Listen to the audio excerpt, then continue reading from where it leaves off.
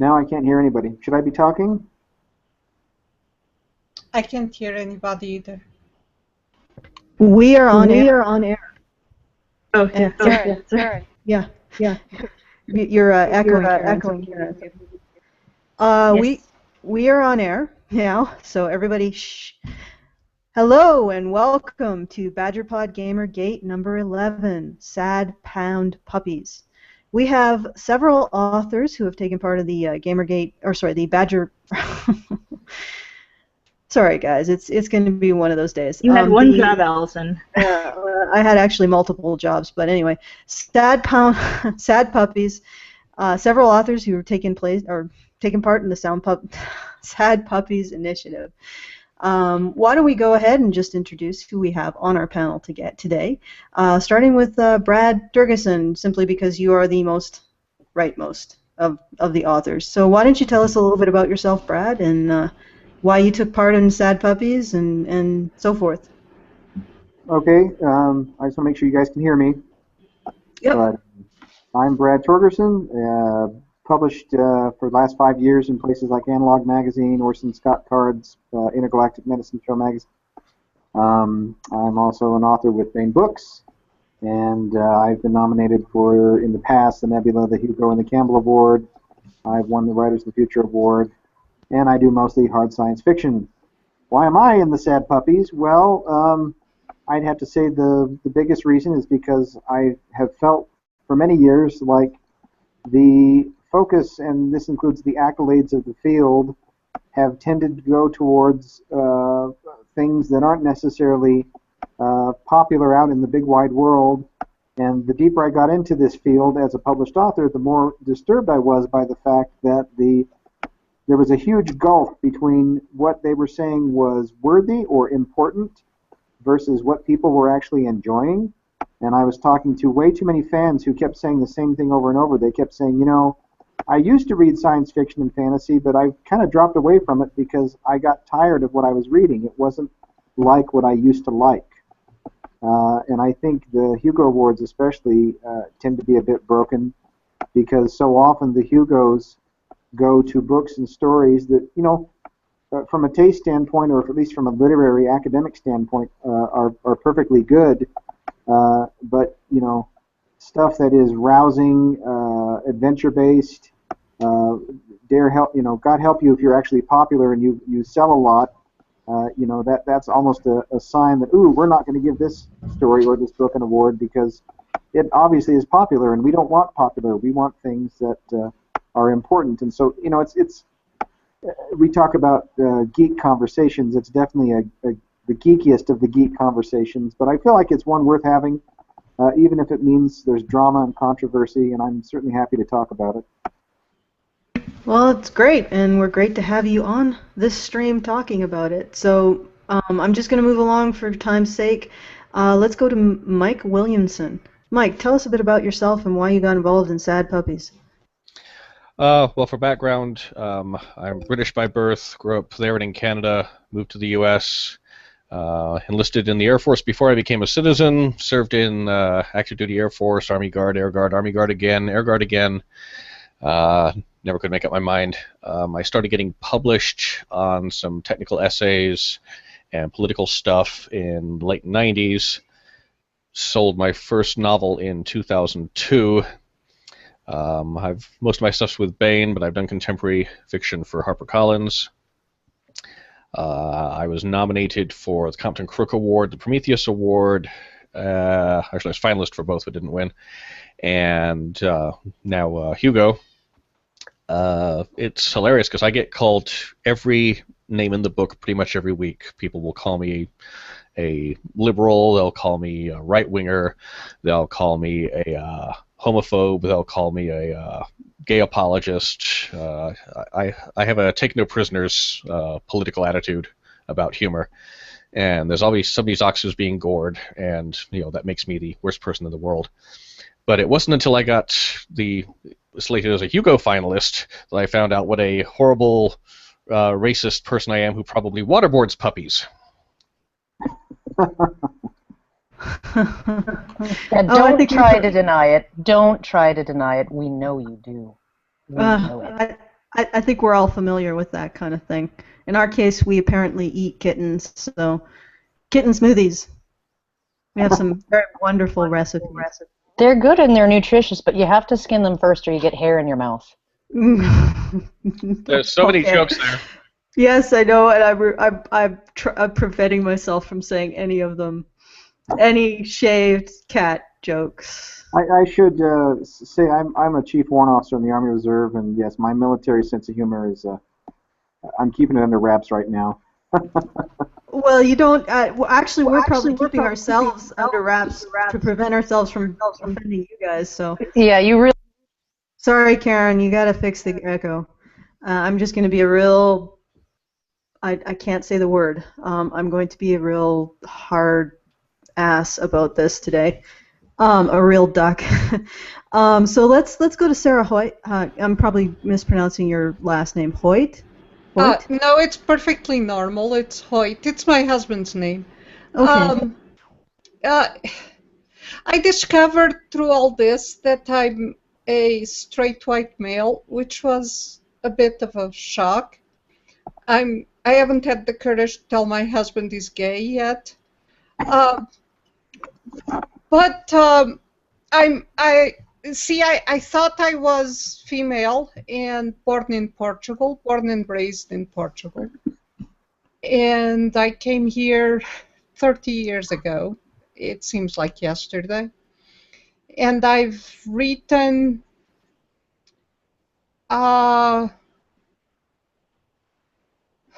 23 novels for 3 different publishing houses in science fiction, fantasy, mystery, and historical fiction.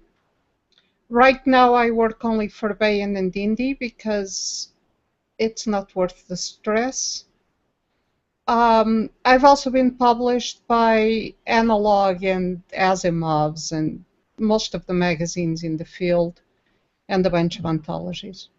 As for Sad Puppies, I'm in it because I agree with the guys. In fact, being older, I think I identified the problem before anyone but Mike, because Mike is suspicious.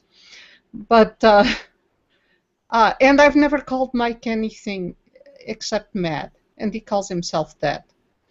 Also, please don't blend kitties, because my cat's giving me a really odd look.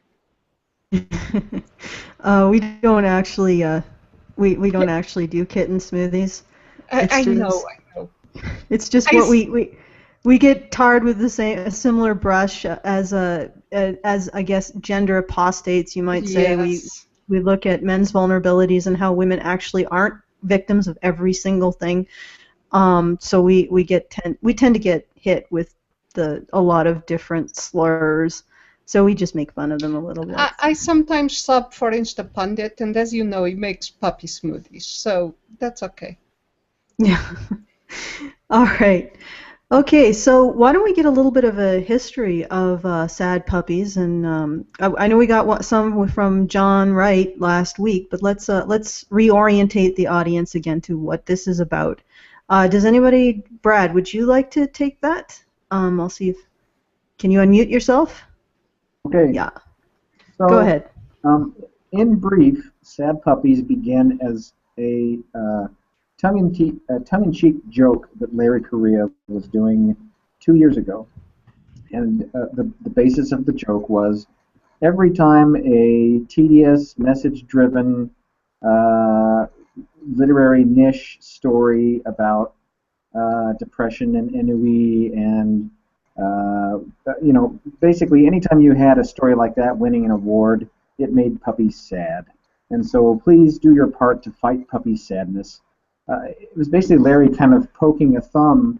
Now Larry prides himself, he calls himself, a pulp writer. He's proud of the fact that he writes rip-roaring, a very action-oriented fiction, and he's very, very popular and has done very well with it. And he makes no bones about the fact that he's tired of the snobs who look down their noses at him. So that's kind of how Sad Puppies started. Last year, though, we got more ambitious with it. We decided, okay, well, we're getting some attention with this thing. Let's actually try to make an impact.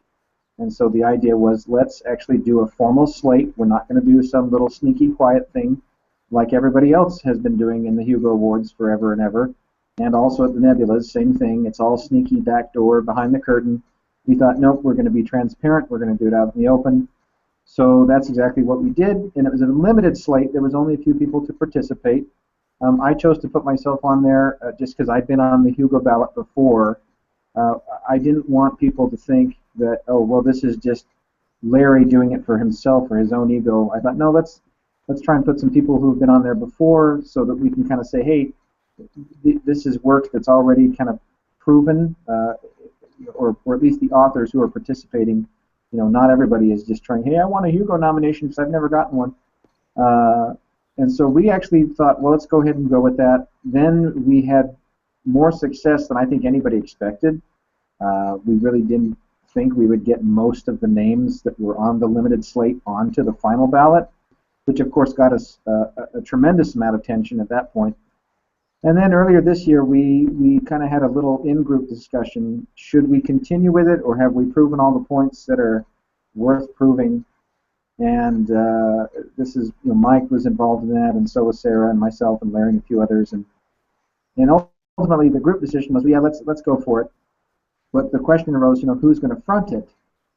Since Larry had carried it 2 years in a row, I said, you know what? Even though it's going to get me some grief, I think I can do that. So I volunteered to take it for this year. But one thing I wanted to do different with it specifically was I wanted to make the slate even broader. And I really wanted to try to put some works and some authors on there and some editors who I felt had been done wrong in the past. People who were very, very good at what they did and had been, you know, doing a lot of good work for a long time, but just always fell into the blind spots. And I also wanted to try to put some new authors on there, you know, who I felt were perfectly deserving but might struggle otherwise to find the necessary recognition, and so on and so forth. Again, all with an eye towards doing things and doing people that I thought would be less literary / academic oriented and more popular oriented, or I should say orientated maybe. And that was the basis of the Sad Puppies. And of course, everybody knows about all the giant, massive tempest in a thimble at this point. So I won't belabor all that. But really, that's the genesis of the project. All right, Karen. Okay, well, I was just wondering if you guys in the science fiction and fantasy community are aware of what's sort of been the tempest that's brewing in the gaming community and the comic book community and all of these other forms of media that tend to be enjoyed by sort of, I guess, the nerd population. Are you guys aware of any of that? Because there's a lot of it going on. I know there's complaints about. Hold on, I'm getting an echo here. You should be good now. Okay, I know there's complaints about portrayals of female characters in comics, and I've seen people show that male characters are just as emphasized, and then someone claimed that it wasn't the same thing to overemphasize male physique versus female physique, and I know there's been some of that in games. I don't do either. I'm not a comics fan. I don't game, so I know it's going on, but that's about the limit of my knowledge. So when I get told that I'm part of some conspiracy involving whatever Gamergate is and the Illuminati and the aliens and like whatever. I actually wrote about Gamergate for PJM very much as an outsider because I'm profoundly boring. I just write and read books. But I followed it with a kind of horrified, oh. And I wrote about it for PJ Media. I do this Book Plug Friday where we plug, well, the books of whoever sent them to us. And we do a little article in the beginning. And I did one called Bad Romance. Yes, and I did link Lady Gaga because the social justice warriors are bad girlfriends invading the personal space of nerds who have always, well, geeks, who have always been safe from them and demanding we change everything to be according to them. And of course, if we did, then they would leave us and go change someone else. So that's what I did. I wrote it under the title Bad Romance, but it was a very, it was a for outsiders, this is what's going on, because I'm an outsider. Well, actually, Gamergate has been blamed for the Sad Puppies for you guys' actions. They decided to blame Gamer. I don't know if did you guys know that? No, they're seeing Gamergate under their beds. Yeah. I have no contact. I have some people who comment on my blog who are involved, but even they are so peripheral in Gamergate. I mean, they're gamers, but they're really peripheral. So. Just jump in if you have something to say. We do give priority to guests, so don't have to wait for us. Well, I remember I've been hearing lately about the slate is all right-wing conservative males, and of course a lot of them aren't male. A lot of them aren't conservative, right-wing, whatever. A lot of them aren't heterosexual. A couple of us are immigrants, people from a variety of ethnicities. And I tell people I am a complete failure of a right-winger. I supported gays in the military in the 80s when I was active duty. I knew a young man who just enlisted, and officially I was supposed to report him since he admitted to me that he was gay. I just told him, keep your head down and don't be visible. I've supported marriage equality. I'm pro-free speech. I'm pretty much I'm agnostic. I'm pretty much the opposite of the textbook right-wing conservative. I think the reason Gamergate got invoked, and it was to me it was a very clumsy attempt to swat all of this because on the opposite side of the aisle from where Sad Puppy sits in the literary science fiction community. And I'm assuming this is true in virtually all of the entertainment arts at this point. There are people who make a big fat deal about, well, we're the diversity people, but it's a skin deep diversity. What they're seeking really is a kind of enforced ideological monoculture with skin deep diversity. And then Sad Puppies comes along and says, we think that's crap. We don't care what people look like. We don't care what their sexuality is. We don't care about gender.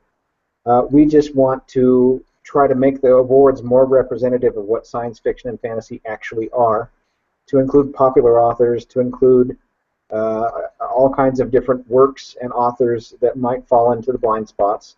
And immediately the people who are the purists, who are like, no, we want the Hugos to be a niche thing that's very contained and properly controlled. That's the worst thing ever, so we're going to bring in and invoke Gamergate because we know on our side of the aisle, that's how you win. Because on our side of the aisle, Gamergate is code for evil, racist, sexist, misogynist, women haters, gay haters. If there's a hater under the sun, their side thinks that's what Gamergate means. And to many people on that side, that's exactly what Gamergate means. Now, I myself, I got to admit it, I feel old. My video games are all 10 to 15 years old. I watch my daughter play the new games, and Gamergate was something that was kind of peripheral to me that I was trying to understand for many, many months because everybody in the freaking world had an opinion about what it was, but nobody seemed to really know. And frankly, the Sad Puppies argument has gone exactly in the same direction. I see dozens of links or I should say I've seen dozens of links pop up because everyone's linking back to my blog, and everybody has an opinion about Sad Puppies, but nobody seems to really understand what it's about. It's just an excuse for them to spout off about their own hobby horses and their own complaints against white guys and hetero guys, and oh my gosh, the conservatives always ruin everything. Why can't we get rid of them? Blah blah blah. I commented on my blog. There's a very well-known author who started out, he was misquoted as saying it was a right-wing thing, but he did say that, well, many of these people are conservative, as if that was an epithet, and that the non-conservatives on the ballot should be blind with that, and has a master's in journalism, but then said, well, whatever it is these people want, like, well, if you're going to make a comment in major media, you should have clicked on Brad's link to find out what it is that we said, or he said that we wanted. And then even the conservatives on the ballot, like Tom Kratman, his wife's from Panama. He's career military. His wife's Panamanian. And whenever that's mentioned, they then apply a brown bag test to her. Well, she's not very dark. Like, well, what does that have to do with anything? Mike. Go ahead. Oh, I was just going to say, well, she acts white, I'm sure. I don't think so. How does one act white? I was going to say the people who have, our little group, I'm not on the ballot, neither is Larry, but Portuguese is technically considered Latin or Hispanic by our government, and it should be, since guesses of my nationality go from Russian to Mexican, depending on how much time I've spent in the sun. And, someone pointed that out to them, and they immediately came out with, oh no, Portuguese are totally white and oppressors. So I told them, take it up with the federal government. It's not my problem. It's absolutely true. I mean, like when I first started out in this gig, I used to get accused of being a man. I would suggest, actually, Sarah, that you inform your gynecologist as soon as possible about this very, very disturbing news, because my gynecologist was extremely surprised to hear that, and I mean incredulous even. But well, see, it's going to be a problem because I have 2 biological sons. I didn't know, but it really doesn't matter. I don't think my husband wants to be gay. You're a man, hang your head in shame. And a white man, except you're obviously gay, so you got a little bit of an out there.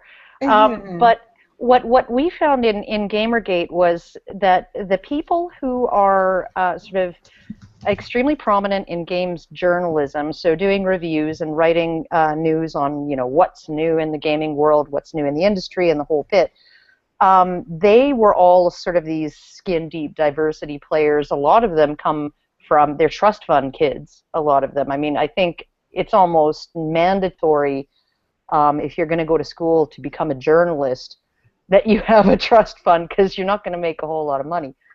And in general these days, as a young person coming up in it. And so you sort of, you look at this group of people that does want diversity on the surface, but like a strict conformity of thought. And one of the things that I've noticed, and I think Stephen Pinker mentioned it a little bit, and he said that this was one of the things that got him probably the greatest amount of hate mail and death threats and stuff when he wrote The Blank Slate, was the bit on art, and how there is such a thing as an inherent perception of aesthetics, and that you cannot make the ugly beautiful just by saying it's beautiful. And what a lot of you get with the sort of the really highbrow literary fiction and the depressing sad puppy stuff is this desire to take something really, really ugly and say that that's what real art is. Really unpleasant, dark, nasty, awful, nothing joyful about it, not even the end. It's a sad ending for everybody. There's this elitism there, and this, I think, is why they really frown on anybody who's popular. They frown on anybody who doesn't pander to that in their writing and their work. They frown on anything that's aesthetically pleasing or artistically appealing to the masses, right? So, okay, Karen, I'm gonna just step in here because let's get Brad and actually, why don't we prioritize Mike? Because Mike only has a few minutes left before I believe he has to go take care of his 10-month-old daughter. So, why don't we get in there and give your thoughts on that, on what that long stream of thought that Karen gave us. Thank you, Karen. Actually, I've got to pick up my son from track practice at school because I've been the primary parent for my other kids for 17 years. Because I'm so traditional that way. I keep hearing, these people want to stifle diversity, and as I keep throwing back at these people, if you look at the photos of the last several years of Hugo winners, it has the diversity of a mayo and cream cheese sandwich on white bread. You cannot possibly look at that photo and go, wow, there's diversity there. Well, they did allow a couple of Mormons in. That's their diversity. The book I've got coming out, actually, the electronic format on Thursday and print next month. There's 10 soldiers in it, and so they're very typical soldiers. There's a Filipino, there's a black guy, there's a couple of women, one of them borrowed from the Air Force. There's the Filipinos borrowed from the Navy. Couple white guys, some of the religious, one's an atheist, because if you go into an Army unit, that's what it looks like. They are diverse, and you do have to get along with each other and deal with the butt hurt. But of course, I'm such a horrible, horrific right-winger who can only see things white. Well, you know that's what you are. I mean, that's what they say you are, so that's the truth, right? And they get to decree that from on high. That's what really, really, I think the parallels between Gamergate and the Sad Puppies and Atheism Plus in the atheist community and all of this stuff going on in the world of comic books and comic book movies and things like that. It is so much this, and it's a minority of people. They're just the ones who seem to have the biggest platforms. One of the things about people who think this way is that they go into areas of study that teach them how to best disseminate their views. They go into communications and journalism and all kinds of other things like that, right? So you really have this minority of people dictating what is acceptable thought and acceptable speech. Yeah, and often, and what I really love about it is that they dictate it from on high, from on these pedestals, and they even do it in coordinated attacks, like I don't know how many articles declaring gamers are dead, and then they turn around and say, but we are the underdogs. We're not the ones, we're not the establishment media, as they are, obviously it's just hysterical. It's like the establishment media telling us that they're not the establishment media. Okay, then why are you getting your narrative in where was it, ABC on CSI or CSI Special Victims? I mean, the anti-Gamergate narrative got everywhere, and in this case, the anti-puppy Sad Puppies narrative. How many different oh goodness, I'm blanking on how many different media outlets ended up smearing you guys? As have you gotten the label hate group yet? At least 4. Entertainment Weekly was the fun year because of their multiple revisions that ended up with basically one line, although they had more, but they could have summarized it in one line. The Yugos are controversial. I think, well done, guys. Yeah, I think with the media, that to me that was the clown car arrival, because it was obvious that somebody inside science fiction who was so upset with us for coming to ruin the Hugos that they speed dialed their buddies and said, "Hey, we can feed you guys a line, and this will go wide, and we can trash them. We can get them now."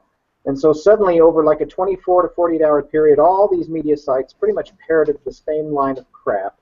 And it was easily debunked. I mean, if the original Entertainment Weekly article if the person doing that had spent 30 seconds checking it, they would have realized it's garbage. But they didn't. They ran with it. They got egg on their faces. They totally fell for it. But that didn't really matter because, again, it's all about the narrative. It's all about spreading the narrative. They think if you can spread the narrative enough, then that will become the truth, and the actual facts don't matter. And the interesting thing there is, my daughter's 17. She grew up going to conventions. Her first convention was 12 days old, my older daughter. She ran my booth at the Comic-Con here, does dozens of events a year. She knew the Hugos existed, but not precisely what they were. And that's, most people in so-called nerd culture don't know what they are. So why is this international news on major media? What is it to them? This is like some local civic award. Why is it suddenly international news? Well, it's because it's misogyny. My friend Dave Freer pointed that out on our group blog, Mad Genius Club, today. He said, you know, this involves what, less than 5,000 people? You'd have trouble making a city paper, much less international media. So yes, someone had them on speed dial. What I find interesting relating to Gamergate is that some of my supporters on Facebook will come on the comments and say, you know, they're nothing like Gamergate, because Gamergate were the guys making the threats and threatening women, and I don't even know what to say. Because it's like they're defending us, but they bought the big lie on Gamergate. Well, yeah. Well, what gets me is that, you know, yes, there have been threats made, yes, there have been all kinds of nasty, abusive comments made. Those comments, it's really, really, really difficult for anybody to track anything that was said to someone like Anita Sarkeesian or one of these feminist social justice warrior types. It's really hard to actually trace any of that back to anybody who is actually in Gamergate. But, you know, we have example after example of people who are anti-Gamergate making threats and abusive comments to people who are in Gamergate and to other people, and even to their own people who dare to say, I had lunch with someone from Gamergate and he actually was kind of a human being. But what I find hilarious is that they seem incapable to realize that, the Hugo Awards are saying this is just Gamergate all over again. Well, what's the common denominator here, people? Right? The common denominator is you. Right? The common denominator is you people dictating to entire communities what the right way to think is, and then you get a backlash because that's what people do. Yep.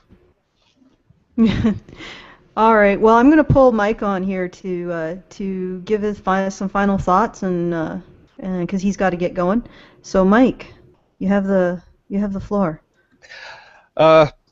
Well, I'm actually glad to see that this year the slate does have diversity rather than simply a token claim of it. I mean, and the thing is with this promotion, a lot of the old timers are upset with how this promotion ruins the purity of the awards.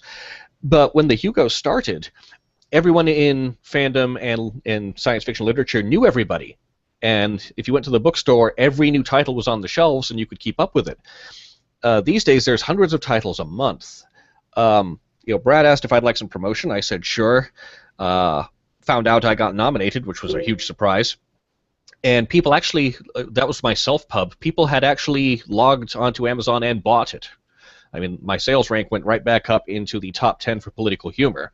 So lots of people bought the book and presumably liked it. So they were actually reading and paying attention. The two scientific articles that are in related work are by friends of mine, and I didn't know those works existed. I just can't keep track of everything. Ted Roberts' article on how the scientific process works should be required reading, because there's so many people who've somehow gotten out of school and don't understand the difference between a hypothesis, a theory, an idea, a conclusion. And then Ken Burnside, who's part native and legally blind, he runs Ad Astra Games, did a physics article on how physics applies to space travel, which is also very relevant to sci-fi. But of course, this is all some kind of manipulation, and it's a protest rather than reality. But I would encourage anyone to look at everything that's on the ballot, try and read it. I mean, if it's not your taste, it's not your taste. But look at all the options and vote based on their merit. If you really think that nothing that's on the ballot is worthy, then don't vote for it. But I'm looking at the stuff I'm competing against, and I'm thinking that at least two of those are probably better than what I had to say, which was political snark and commentary. And I will feel no shame if any of them beat me. So, I just wanted to point one thing out before you continue. We had John Wright on last week, and I would think that you guys, the two of you, probably have almost diametrically opposed politics, and yet you're both conservatives. And it's interesting that you took part in you worked together to make this happen. I just wanted to point that out. I hope I didn't step on anyone's toes with that. I'm somewhere between. But hold on. I didn't actually work with him. I knew that people found him interesting. I've had maybe a dozen emails with him. I knew that people found him interesting, and then Brad says that he's been nominated too. I mean, it was like great. I haven't read it. I haven't read his work yet, so I need to go. But Okay, thank you very much. Thank you for coming on, and I will try and come back. Mm-hmm. Great. We'd love to have you back. Certainly, you didn't get a heck of a lot of time to talk, so I would like to rectify that. And again, apologies for the technical difficulties. Not a problem. So thank you. And before you go, why don't you plug where we can find your work? Well, my website is michaelzwilliamson.com. All my science fiction can be linked through baen.com, BAEN.com. Mm-hmm. You can search for me on Amazon. Most bookstores, even bookstores in New Zealand, have my stuff. I should be relatively easy to find. So. All right, thank you. Thank you. Okay, and Sarah, you wanted to speak too. Yeah, the thing is, well, okay, we're not working together as such, but we've been, promoting each other and defending each other. And since Easter, it's been really fun. It's pretty much eaten all our days. But, yeah, we get along pretty well. I'm somewhere between Brad and Mike. I'm a small L libertarian. My first science fiction actually won the Prometheus Award in 2011, which is the Libertarian Society Award. And I'm somewhere between them. But, yeah, sometimes one or the other of us says something snarky to the other, but it's not ill-intentioned. And we accept the fact that as adults we have different opinions, and we're not all marching lockstep. The funny thing is that I get called a right-winger too. I thought being opposed to the status quo was supposed to make you left. Or I had to correct someone who said something about us being reactionary because, we're on the right. And I pointed out to her that reactionary are those opposing the revolution, and we're the revolution. And she went very silent.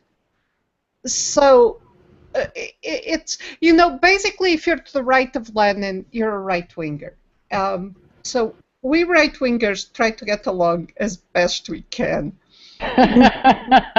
Oh, I just wanted to say something. If you think how you talk to each other is bad, you should see how me and Karen talk to each other.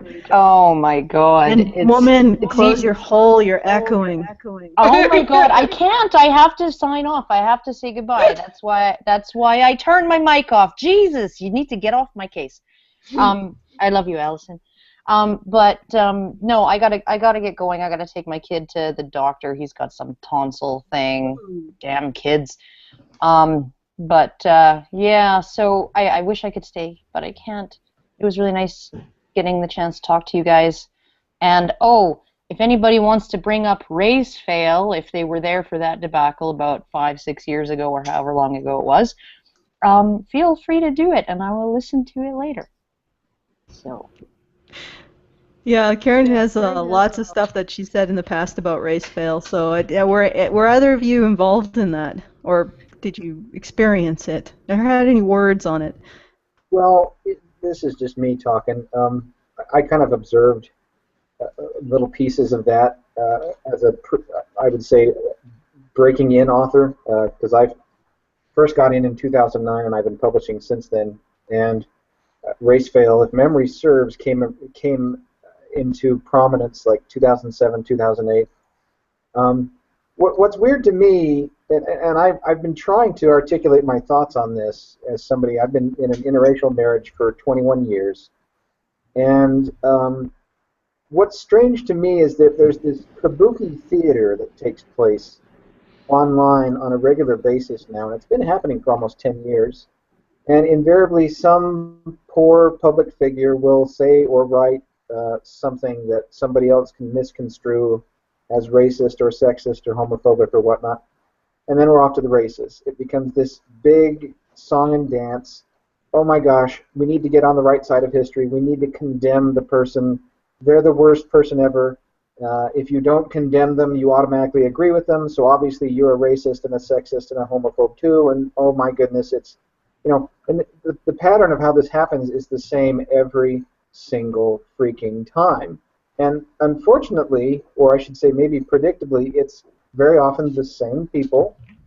Somebody earlier in the podcast mentioned that it's a lot of trust fund babies, and I completely agree.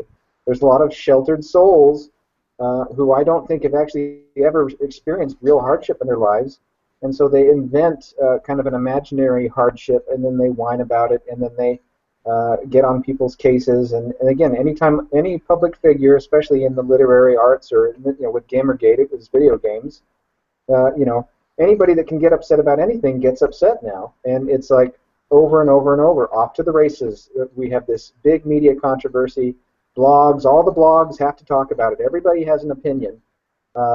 Nobody seems to know how it really started, but nobody cares because it's a big chance for everybody to spout off.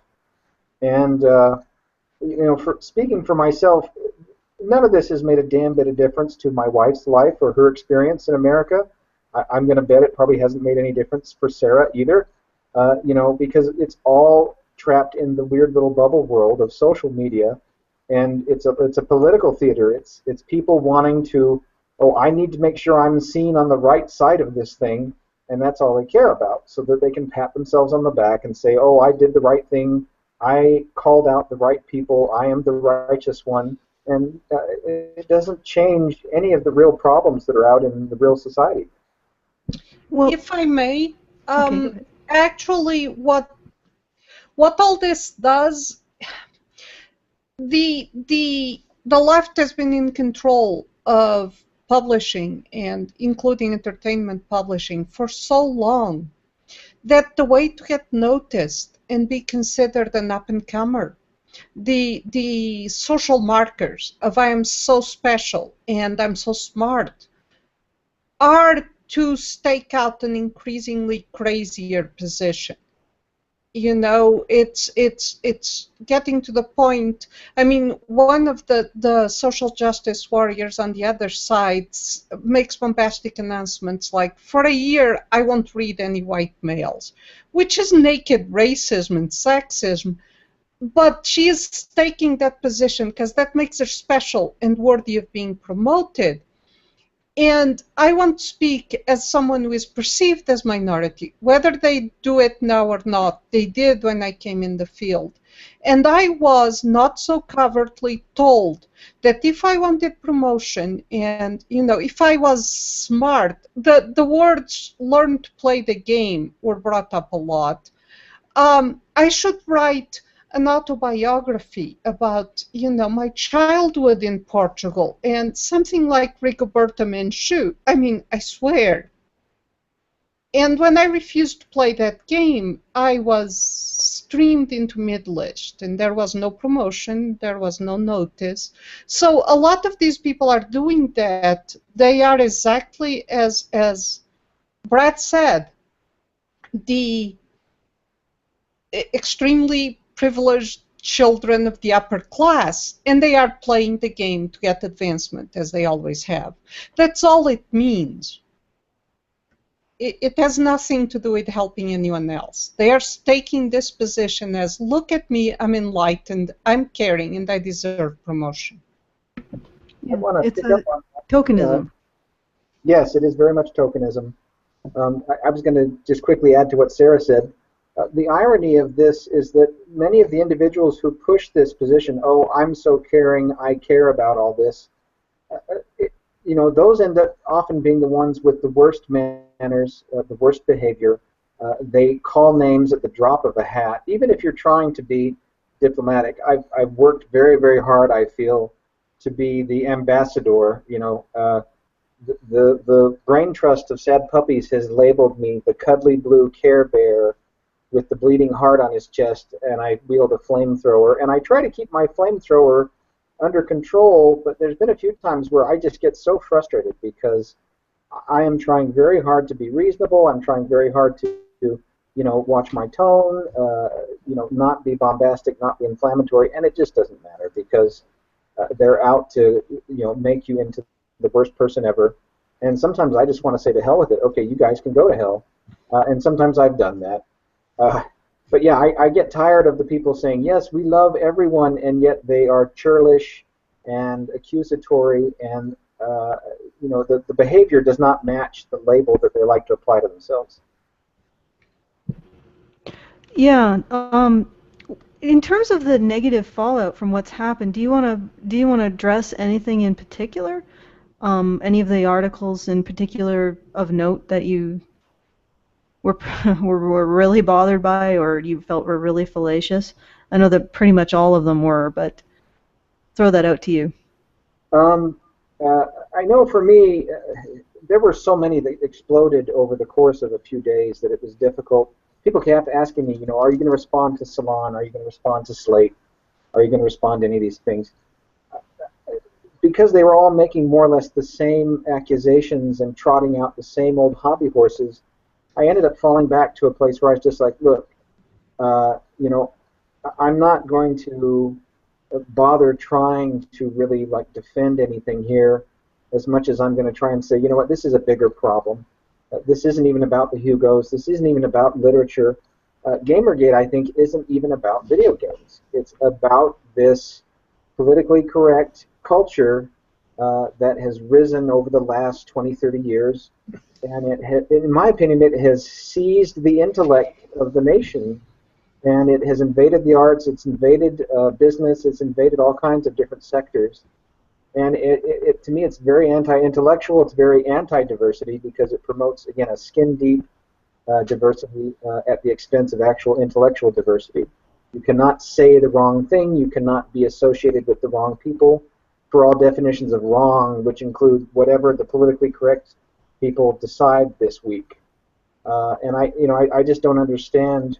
Well, actually, I do. It's about fear, and I was going to say I don't understand why people don't speak out more, but they're afraid. They're afraid of what's going to happen to them. They're afraid of the media backlash. They're afraid their friends are going to ditch them, and so on and so forth. But sooner or later, the nut has got to crack. Sooner or later, people have got to have enough. Are we there yet? I don't know that we are. I hope we are. I keep hoping we are, but I don't know that we are. Well, I would say that the existence of what's happening with Sad Puppies and Gamergate and some other stuff that's going on, pushback, I would say that people are at the breaking point. They're at the point where they're just tired of giving ground and giving ground and giving ground. And the people that they're giving ground to are never happy with the ground that they have. They just want more. If you allow them in, if you allow them to dictate what you're going to do and your choices and thoughts once, they just keep going and asking for more, and until there's nothing left. And so there is no win condition in appeasing them. The only win condition is to say, no, you're not going to get me to do this thing. Yeah, Brad is right about the fear. You watch yourself all the time, and to the extent that I'm helping in this, and I'm, it bent my life out of shape for the last week. It's been an effort to make sure that the people who are coming science fiction and fantasy now don't have to live in fear, and that we get an actual diversity of ideas. Yeah, which was really what the genres are about, is the diversity of ideas. Rachel is sort of chomping at the bit to talk about George R.R. Martin and what he had to say about all of this. She has a reading, but I don't know if we have time for it since you guys... It's actually more of a summary of everything, but I'm just going to get down to the bare bones. But basically, he did about 2 different blog posts, and what the gist of it seemed to be something downright neutral, like a true neutral on the topic, and just seemed to have a problem with anybody swaying the Hugos in a direction or having a slate or anything that he felt was unfair. But that's the thing, he doesn't seem to be as informed about these other slates that people on the other side seem to have. So, but these articles have been basically taking that and twisting it to sound as though he is anti what you guys are trying to do, but he doesn't seem to have any kind of opinion on you guys personally. I think I saw that. I've had people pinging me to different things that appear. I haven't wasted my time on a lot of it because a lot of it is just, again, it's just individuals spouting off. But with George, I thought he was actually trying to address some good points and do it in a reasonable manner. So I engaged with him, and he and I have had a series of exchanges.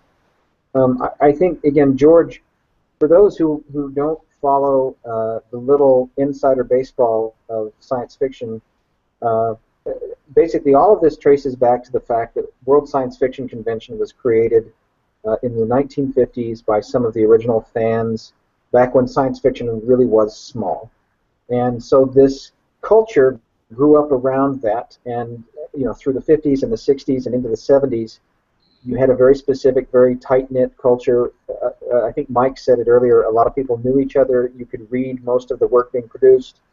And George came into science fiction when that was still true. So he was kind of properly baptized, so to speak, into what's called fandom with a capital F. The thing that I think changed, and I'm not sure that even George has fully accepted this, is that when Star Wars, the movie Star Wars, debuted in 1977, it completely changed the game.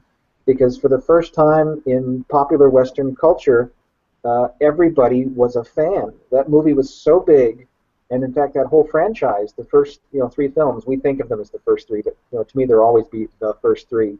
Those first 3 films made it so that everybody, the layman, was a fan because everybody loved Star Wars. And then through the 1980s and in the 1990s, it went gangbusters. All the video games, all the big video games, all the big movies, all the big TV shows were all science fiction and fantasy. Everybody was a fan. And yet fandom with a capital F still pretended like it and it alone could kind of decide things, and the Hugo Awards were their totem, and they got to decide. And yet the Hugos self-brand as we are the award of the field. We're the award of the movies, of the books, of the television, of everything. So it's this contradictory thing, and I think George was saying, you know what, I'm from the old world, and I think the Hugos are fine. I'm very upset at the gaucheness of this slate because slates are gauche. And yet he even admitted in one of his first posts on that slates, or at least campaigns, have been done forever. But it was all quietly done and very much in this back curtain kind of manner. And we were gauche because, one, we were competent at it. That's something Mike said. He said, oh, so we're bad because we were the best at it ever? And even George said that. He said, we blew it. Fandom got its ass handed to it because here's this group of people who organized, they got out the vote, and they beat our pants off. So maybe that's what we should do next time, too. Frankly, I think George is right. If Worldcon wants to, kick out the Sad Puppies, that's exactly what they should do.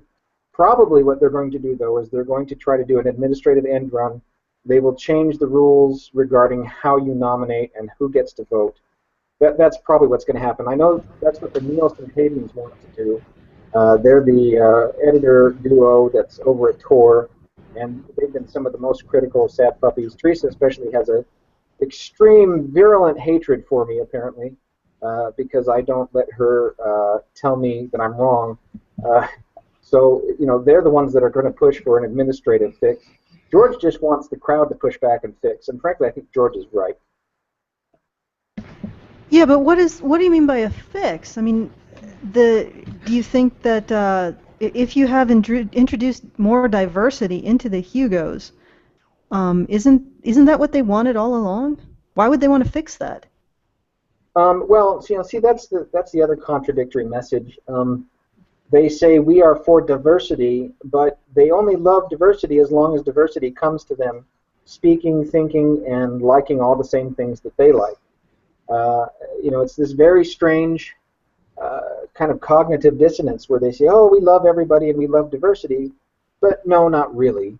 If you're constantly looking for excuses to kick people out or tell people they're not real fans or tell people they like the wrong things. I mean, all the action is exclusive. The verbiage, the labeling, oh, we're so diverse and we're so inclusive, yeah, that's a lot of crap, because no, they're really not. The activities and the actions that they take are all exclusive. How do we exclude people? How can we exclude writers? How can we exclude fans? How can we exclude types of entertainment, so on and so forth? Again, actions speak louder than words, and I think the actions of the quotes fandom with a capital F people, or at least I should say, I made up a word to describe these people because I didn't want to use some of the old words. I wanted to come up with something that would be really descriptive, and so I came up with this thing I call chorf. And the chorfs, in my opinion, are the ones that are the Can I just interrupt for a second? Could you Yeah. give us an explanation of the acronym, because not everybody's going to understand that. Yeah, I know. There's a lot of N-words in fandom, and originally it started out with the word SMOF, and SMOF was for Secret Masters of Fandom. But not everybody uses that in a derogatory sense, because not everybody thinks that's bad.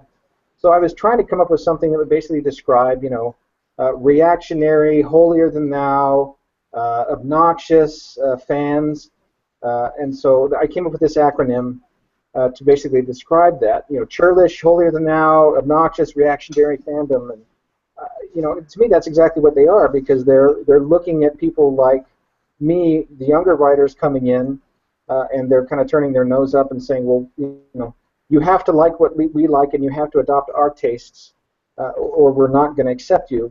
And they look at writers who are media tie-in writers like Kevin J. Anderson, and they say, oh, well, you don't really write real science fiction because we don't accept that tie-in novels, Star Trek or Star Wars or anything are real science fiction, and so we're going to turn our nose up at you. These are the people that have their noses in the air, and really are the reason why I personally am emotionally invested in it, even to the extent that I'll take some heat, which I've taken a lot of heat over the last week and a half. And I'm sorry that was very wordy, and I kind of hogged the mic. Sarah, do you want to say anything?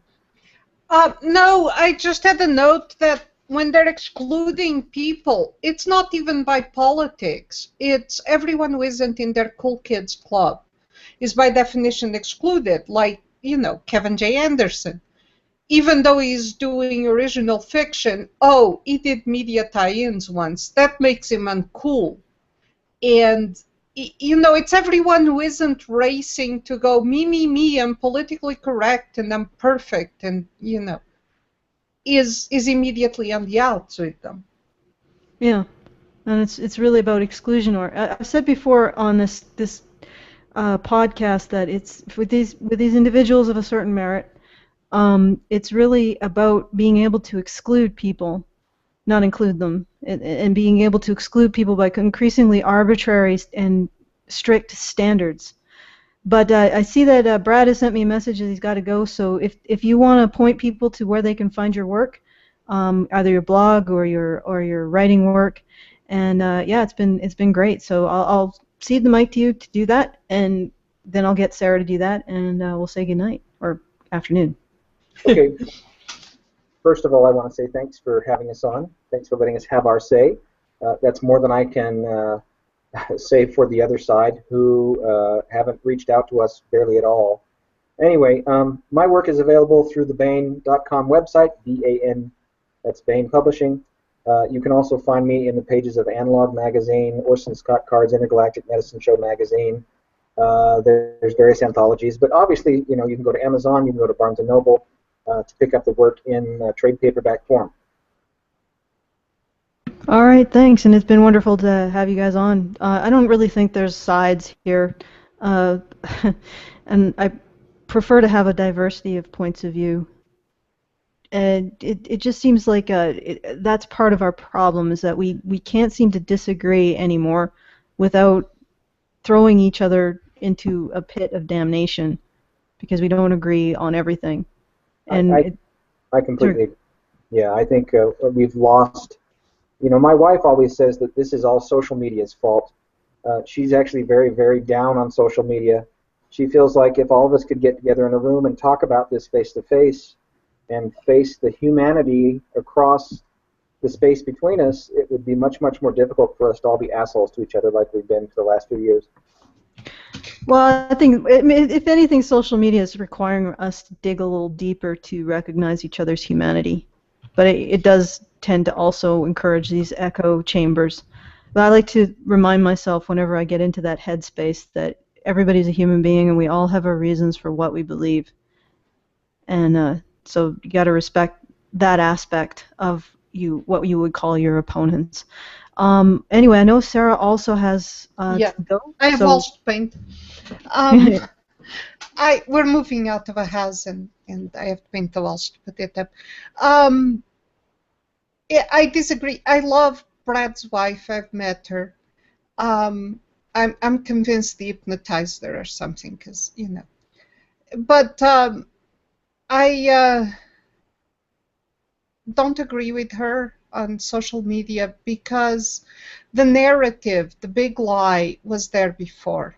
And if the media decided to run with one big lie, there would be no countering it. If there hadn't been social media, Entertainment Weekly would have tarred us and feathered us, and that would be all everyone knew. So I don't agree with that. And I'm glad we are actually shattering the narrative of social media, with social media, of the mass media. However, yeah, it can get... I stay away from Twitter, for instance. I have someone who keeps track of it in case there's something I need to know. But some things he doesn't even tell me because it would upset me. And I know on Twitter I've been declared the world's worst person. And also a white supremacist, which was kind of shocking. But, that's Twitter. They have these rage storms on Twitter, and they completely forget, yes, other people's humanity, and it's very much a mob mentality. So I stay out of it because it would upset me and I'd stop writing. Brad is pointing out to an article he wrote on his blog where he called these people flaming rage nozzles of tolerance. And I have to say, when you get Brad to the point of saying stuff like that, it's really bad, because he's a very nice person. yeah, and that's really, I think, what's being lost here is just this idea that we respect the fact that people come to their opinions generally, unless you have a legitimate psychological diagnosis of sociopathy, you usually have your reasons. Yes. And nobody gets anywhere by not hearing somebody else's opinion. I mean, it doesn't mean you have to agree with them, because we can discuss, we can criticize, we can talk about our differences in opinion rationally, but you don't erase their humanity. Well, we get along okay, even though I'm fairly sure Brad is to the left of me, and heaven knows where Mike is. And but someone to the right of you, and you're stuck in the middle. I think he's sort of to the right, left, and spinning. So but we get along okay. I mean, there are things that one or the other of us say, and the other one says, "Well, I don't agree with that, but here's how I see it." So we do okay. Now, and Larry, and we keep talking. It's not we don't rage quit a conversation with each other because we disagree on something.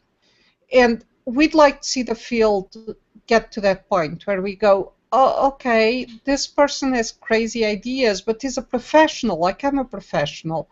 And we also have common interests in this field and in keeping this field interesting. That's more the atmosphere I'd like to see.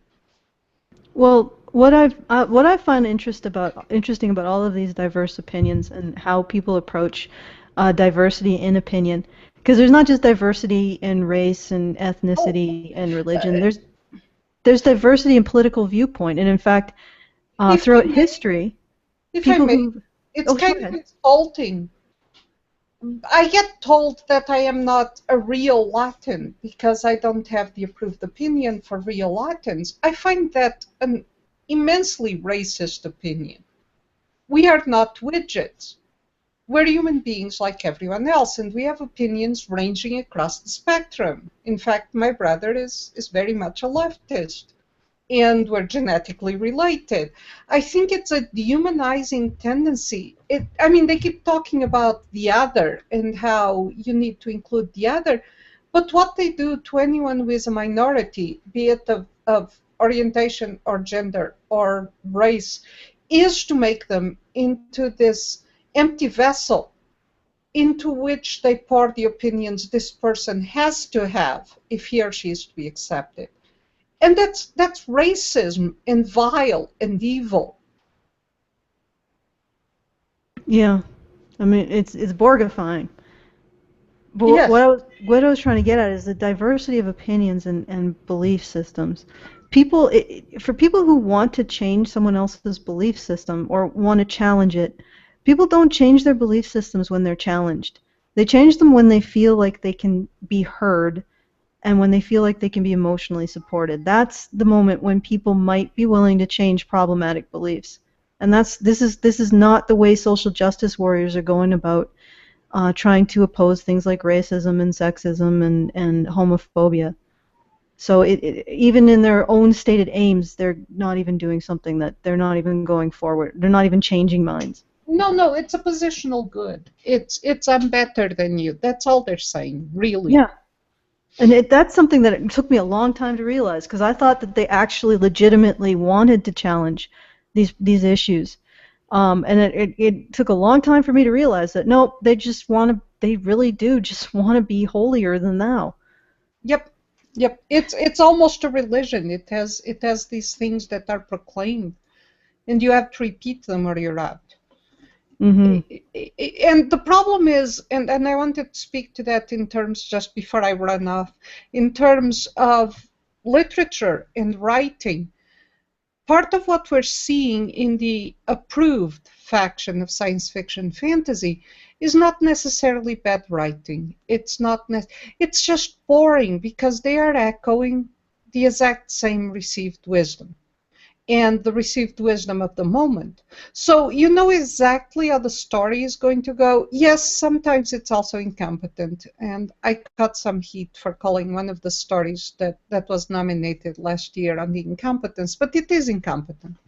However, when it's incompetent, it's more a matter of this story was selected because it so well embodied the, shall we say, theology of political correctness. And it was promoted for that alone. And that upsets me because some of the writers are really promising, but they're never going to learn real technique. They're never going to grow to the point they should because they're receiving the approval on the opinions, and the opinions are what matter. And they're not even aware they need to develop. Yeah. And so you're seeing a drain of talent that could be.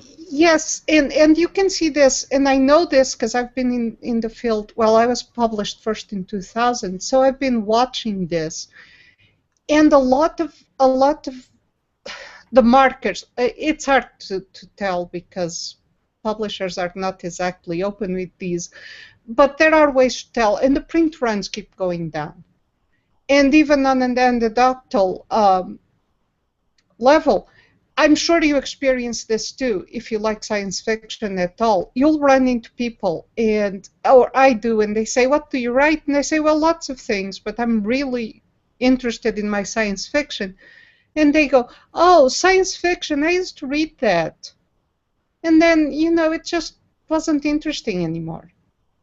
And the excuse of the establishment is, "Oh, people stop reading because it's another adolescent fix it." No, really no, because a lot of these people are still rereading the books they bought 30 years ago. It's just that since then it's become preachy and predictable, and the predictable is the really bad thing for science fiction fans, because being one, I know we want to get to that end of the book and go, "Wow, you just turned my world upside down. I had never thought of it that way." No, it's preachy, it's predictable, it's pounding on the same enemies that the high literature pounds on. And part of this is what's happened to the arts. We have lost a way to appreciate art. And no, I'm not going to go into all this, because we don't have time. But after World War I, we lost confidence in our civilizational narrative, and so we lost a way to appreciate art. And what came in and replaced it, because post-World War II, a lot of our institutions got taken over by the left, was a Marxist utilitarian view of the arts, be it literature or painting or all this stuff.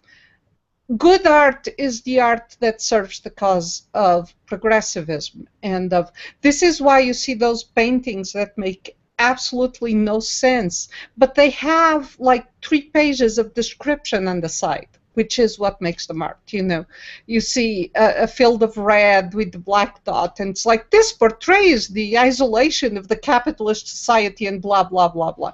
My family and I go to the Denver Museum of Art and desecrate art by making fun of it in the modern area of the museum.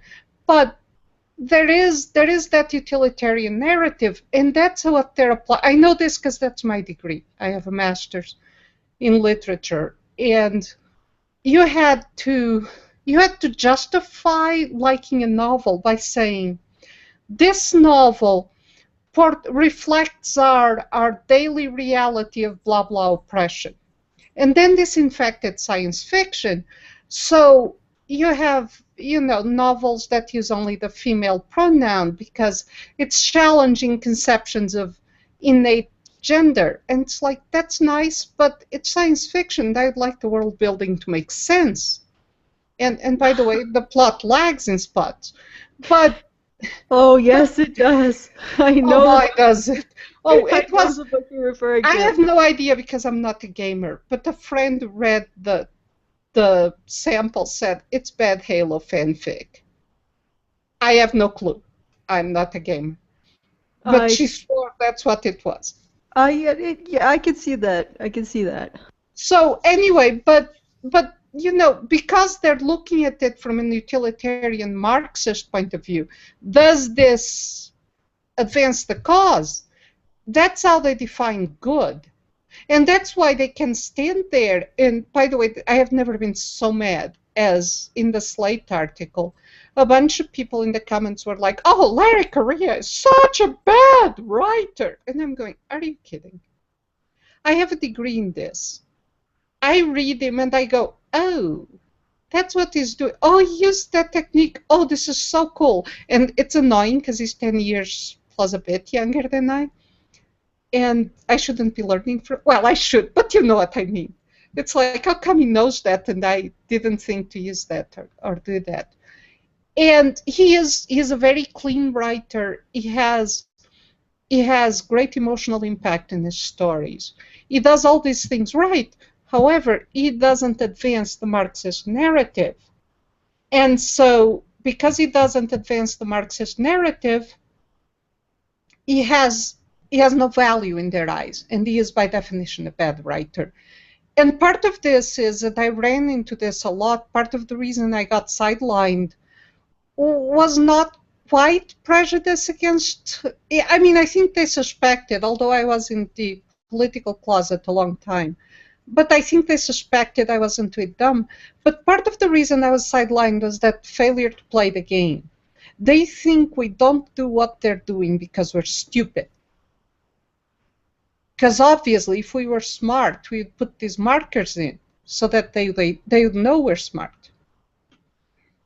Yep. And I have walls calling me. Yes. And paint. Although it's great to just let you go on go and I talk an awful lot. that's fine. I appreciate hearing your insights and what you have to say, and I know that you do have walls calling. So why don't you tell us where we can find your work and your blog site, and we'll say good afternoon, not good evening, good afternoon. I'm in Colorado, so it's early afternoon. Because I do my work both indie. I'm bringing out a lot of the stuff that came out mainstream. I mean, you know, in the traditional publishers, as it reverts to me. and I have a lawyer aggressively making sure it reverts.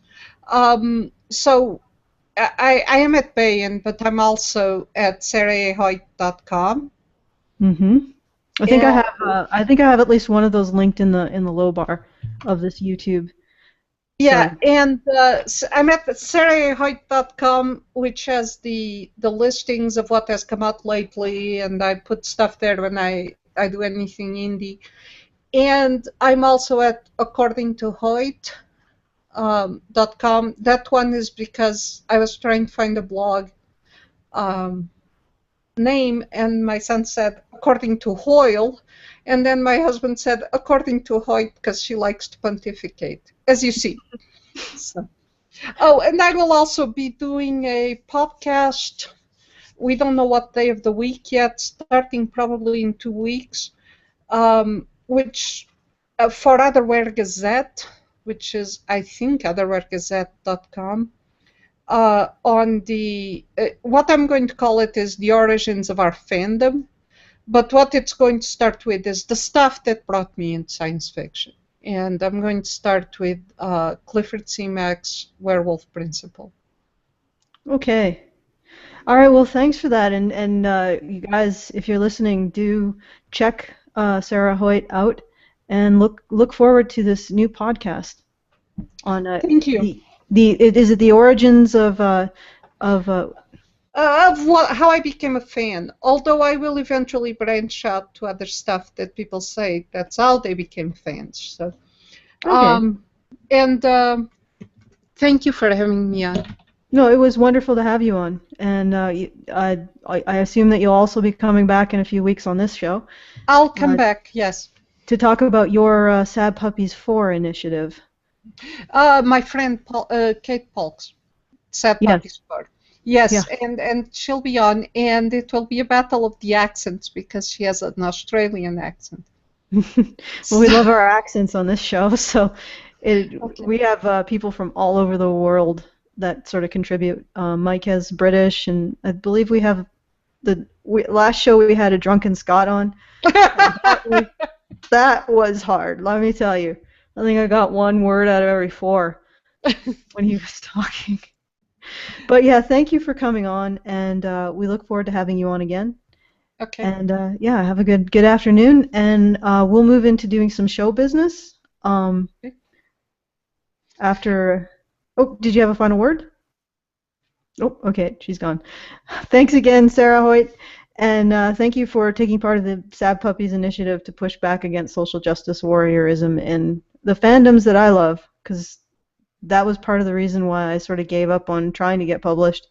Just the knowledge that my politics are pretty, they're pretty out there. I think they're even more out there than the conservatives. So it's like, oh, good luck. But anyway, did you guys have anything to add? I apologize that everybody left before you guys got to talk. But Brian, Hannah, Mike, Mitchell. Well, I don't want us to all talk over each other, but I found it to be really, really enlightening, and there was a lot of parallels to the stuff that I saw or I've been seeing in comics and video games as well. I'm actually trying to reach out to Frank Cho and Rob Liefeld about some stuff that's been going on in comics lately dealing with this as well. But yeah, it was super cool. Yeah, definitely cool. Yeah, definitely. I mean, these guys are really great people, and that's so incredibly refreshing because I've just spent all this time reading article after article, basically calling them like the KKK of science fiction, and so it's wonderful to hear their side of the story and hear what they have to say. But yeah, that's the gist of it. Because I mean, I could sit here and read you what I've written, but you know. It's wonderful that someone out there is interviewing these people. It's kind of bizarre that it's us. Well, they're like the mainstream media is willing to talk about them, but not allow them to talk. So it gets to the point where I think these people want to talk to someone about what's going on, about their perspective, but the mainstream media just shuts them out completely, or the establishment media rather. Where have I heard that before? Yeah. I wonder. That's kind of a thing they have in common with us, isn't it? Well, they have in common with Gamergaters, Yeah. men's rights activists, men's issues advocates, anybody who does not support the narrative or the status quo. Out you Or go. You don't anybody get to who gets speak. on social justice ideologues' bad side. Yeah. Anybody that gets their vitriol. And it's just social justice ideologues are so used to controlling the debate that's what they do. They can't confront ideas that are different from theirs because they've never really had to. They've had control of the media, and that was targeted. I mean, that's one of the things that I mentioned in the chat earlier when we were talking about slurs for writers and journalists and everybody that social justice ideologues disagree with. My dad, in it would have been 1988, 1989, maybe 1990. He was going to school for his master's in mass communications, and one of the classes he took was a seminar style class, and you discuss in that class. There's a facilitator rather than just a professor, and the other students who were closer to my age than they were to his age, they would call him as a response to things that he said in class, rather than answering ideas he brought up and concepts that he included in his discussion. They would answer with, well, you would think that because you're a middle-aged, middle-class white male oppressor. And of course now they've added straight to it because it's politically correct now to say straight, whereas back then you didn't criticize people for being straight back then, at least not in Ohio. So it's not new. It's an old thing, and they're so used to it that's what they do. That's what they do in place of analyzing ideas for validity, in place of picking and choosing on a rational basis, and then backing their ideas, backing their choices with facts and reason. They can't do those things because then they'd have to abandon the beliefs they're so emotionally attached to. They'd have to let go of their overwhelmingly self-righteous attitudes, and this is it. This is the only playbook they have because of that. And if they can't persuade you, they'll just snow as many other people as they can and use those people to pressure you to shut up so they don't have to confront the concepts you present. This is basically, at their core, that's what these people are. Schoolyard bullies. The same people that you faced in junior high going, let's not talk to Allison because she's different. Everybody ignore Allison for the whole day because she's different. Or, don't sit with Hannah at lunch. Don't talk to Brian. These people are different. Exclude them because they're not like us. It's the same tactics, and they're using them for the same reasons. And although they may not all be that in their hearts, in fact, I mean, a lot of schoolyard bullies, that you had the crowd, you had the center of the crowd, and then you had their entourage, in junior high and even in high school. A lot of the people in the entourage who spout the rhetoric, they may not be as attached to it. It's just their way of avoiding the wrath of the people above them in the group. But this is what we've been dealing with all our lives as nerds. And it's kind of an accident of history, if anything, that it's the left wing that happens to be the popular clique. These popular people will gravitate to whatever works. I'm not so certain it's an accident. Yeah. Yeah. Honestly, the shaming tactics that shut people up as far as criticism goes, that lends itself specifically to that mentality. You don't have that same thing with just being yourself and living your life and getting along with people, and it really has more oomph, I guess. It really has more attachment to being cliquey. So people who aren't cliquey, people who aren't exclusive, people who aren't going to be judgmental like that, really weren't going to rise to power. Most of them weren't seeking power. They just wanted to get through their day and enjoy their folks and their hobbies and their interests, and that's it. So it's that whole shaming attitude, that whole behavior. It really, I mean, it's like like I was saying earlier in chat about it being a religion. This kind of thing, it's very specific to that attitude, and so it was never going to be that non-elitists would take this kind of social power. All right. Well, Rachel, did you have something to add before we start to wind down?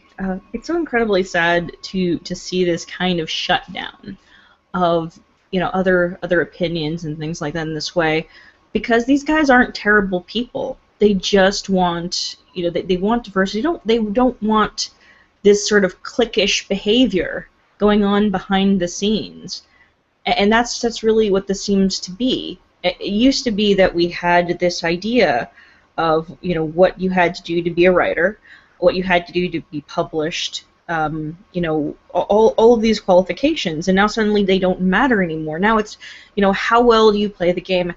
Did you acknowledge enough of these specific things like race and gender and just the LGBT community? Was it progressive enough? Did you do all of these things? Did you line them up in this perfect little way so that we pick you? And that's just I think it's going to be a while before people realize the impact that this has really had on the sci-fi community and will continue to have. So that's all I'm going to say. All right. Well, I think it's that time again. It's time to say our good afternoons and depart for our various tasks, etc., etc. I wanted to do an update on what's happening on the convention. We are all going, so that's Karen. Karen was always going, but Karen, myself, Mike, Brian, Rachel, Anna, Hannah. Have I missed anyone? Sage. We're going to the Calgary Comics and Entertainment Expo. The expo is from April 16th to the 19th. I will be putting up a map on the website, honeybadgerbrigade.com. It'll be under the conventions link. That'll be in the menu. And if you do want to see us at the convention's at the Stampede grounds. If you do want to see us at the convention, make sure you come before 5 p.m. because we do have to leave early. Some of us will have to leave early just to attend to the necessary facts of life, like eating and making food and stuff. So you won't be assured of meeting us of any particular one of us if you come after 5 p.m. So please do come before 5 p.m. That will be on the Friday and the Saturday, because we will be there the full day on Thursday, which is 4 to 8 p.m. The Friday is, I believe, 12 to 8 p.m. So make sure you come before 5. And the Saturday is 10 a.m. to 7 p.m., I believe. So make sure you come before 5. And the final Sunday is 8 p.m. to 5 p.m. 10 p.m. to 5 p.m. So just be aware of that and plan accordingly. And if you do want to support our efforts to stand up to censorship in the geek community and this kind of bullying that we're seeing from the social justice warriors and neo-Puritans, basically, do direct your browsers to feedthebadger.com. When we get to $9,999, there will be a live stream put on from our booth. But we have to get up there. If we don't, then I will make a half-assed attempt to do it, but if it doesn't happen, it doesn't happen as far as I'm concerned. So, but if you do make it up to 9,999, I will move heaven and earth to make it happen for you guys. Anyway, so thank you for everyone who's donated so far. You've ensured that Brian, Anna, Hannah, and Rachel can get to the con, and that's very, very appreciated. And is there anything else? Do you guys think I need anything else that we need to say ending the show, not to any of the stuff that we've covered in the show, because we do have to move on with our day, or at least I do. I have something. To infinity and beyond. To infinity and beyond. Okay. Yes, praise the sun. I don't know. Do we have the funding for that? The funding for the praise of the sun? No, for Infinity and Beyond. Oh, I think we just maybe have enough next to year. get everybody to Canada. Maybe next year we'll have funding for Infinity and Beyond, but this year, not so much. Just Canada. Canada and beyond. Well, Canada and just Canada, not beyond. Yes. Okay. All right. Well, we've sorted that. If you guys have any, if you're listening and you have any questions, please email us at honeybadgersradio@gmail.com. Note the S. It's honeybadgers plural radio@gmail.com. Once again, that's honeybadgersradio@gmail.com. If you have any questions about the upcoming convention, or the fundraiser, or the items that you want to get, or if you want to send me your shirt size, because there's still like about a dozen of you that have not sent me your shirt size yet, so please do that. And again, if you want to donate, www.feedthebadger.com. And have a good afternoon, everybody. Enjoy yourselves.